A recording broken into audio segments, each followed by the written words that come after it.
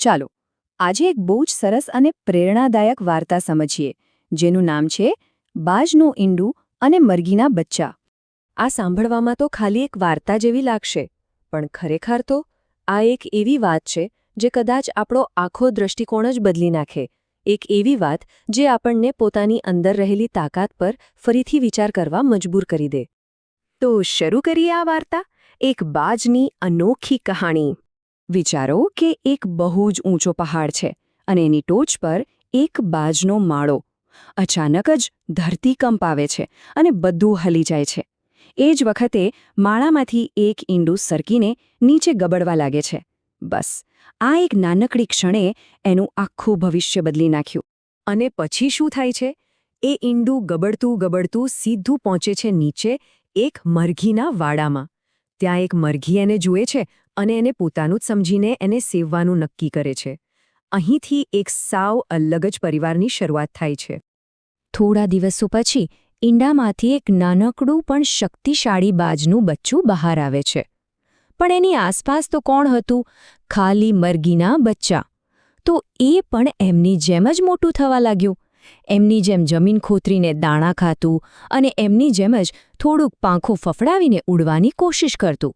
એને તો ખબર જ નહોતી કે ખરેખર કોણ છે. પણ પછી એક દિવસ એવું કંઈક બને છે જે કદાચ બધું જ બદલી શકત. એની નજર અચાનક આકાશ તરફ જાય છે અને ત્યાં એણે એક અદ્ભુત, એકદમ ભવ્ય પક્ષીને વાદળોની વચ્ચે મુક્ત રીતે ઉડતું જોયું. એ જોઈને એની આંખો તો પહોળી જ રહી ગઈ. એનાથી રહેવાયું નહીં. એણે તરત જ બાજુમાં ઊભેલા મરઘીના બચ્ચાને પૂછ્યું, અરે આટલું શાનદાર પક્ષી કોણ છે? એના અવાજમાં એક કુતૂહલ હતું, એક અજાણે ઓળખ માટેની ખેંચ હતી. અને જે જવાબ મળ્યો એણે જાણે એની દુનિયા જ નાની કરી દીધી. મરઘીએ કહ્યું, ઓહ, એ તો બાજ છે, પક્ષીઓનો રાજા. પણ આપણે એના જેવું ન ઉડી શકીએ. આપણે તો જમીન પર રહેવાવાળા જીવ છીએ. બસ આ શબ્દોએ એના મનમાં એક મર્યાદા બાંધી દીધી. અને સૌથી દુઃખની વાત તો એ છે કે પેલા બાજના બચ્ચાએ આ વાત સાચી માની લીધી.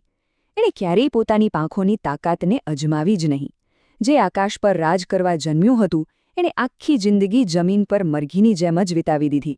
અહીંયા વાર્તા તો પૂરી થઈ, પણ અસલી વાત તો હવે શરૂ થાય છે.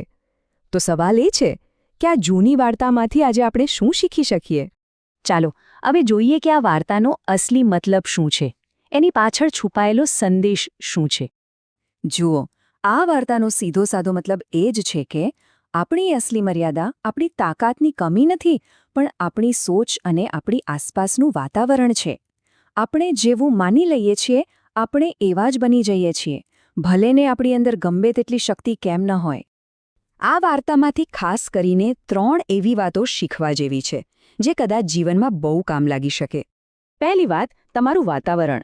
જે રીતે બાજ મરઘીઓની સાથે રહીને પોતાને મરઘી સમજવા લાગ્યું, એ જ રીતે આપણે પણ જે લોકોની સાથે રહીએ છીએ એમની વાતો આપણી સોચ પર અસર કરે છે.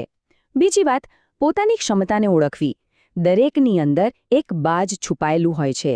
અને ત્રીજી અને સૌથી અગત્યની વાત, પ્રયત્ન કરવો. જો પેલા બાજે એકવાર સાચી રીતે ઉડવાની હિંમત કરી હોત તો આખી કહાણી જ કંઈક અલગ હોત, કારણ કે પ્રયત્ન કર્યા વગર ક્યારેય ખબર જ નથી પડતી કે આપણી પાંખોમાં કેટલી તાકાત છે. સૌથી છેલ્લી અને સૌથી અગત્યની વાત, તમારો નિર્ણય, તમારું આકાશ. આ એક વાક્યમાં જ આખી વાતનો સાર આવી જાય છે. પરિસ્થિતિ ગમે તેવી હોય, એનાથી આપણી ઓળખ નથી બનતી. આપણી ઓળખ તો એ નિર્ણયથી બને છે જે આપણે લઈએ છીએ. હાર માની લેવાનો નિર્ણય કે પછી લડવાનો નિર્ણય. ખાસ કરીને જ્યારે પરીક્ષા જેવો કોઈ મોટો પડકાર સામે આવે ને, ત્યારે મરઘીની જેમ ડરીને બેસી રહેવાથી કંઈ નહીં વળે. એ વખતે તો આપણી મહેનતની પાંખો ફેલાવીને સફળતાના આકાશમાં ઉડવા માટે તૈયાર થવું પડે છે. તો હવે છેલ્લો સવાલ, જે દરેકે પોતાની જાતને પૂછવાનો છે. આપણે મરઘી બનીને જમીન પર જ રહેવા માંગીએ છીએ કે પછી આપણી અંદર છુપાયેલા બાજને શોધીને આકાશને આંબવા માંગીએ છીએ? પસંદગી આપણી છે.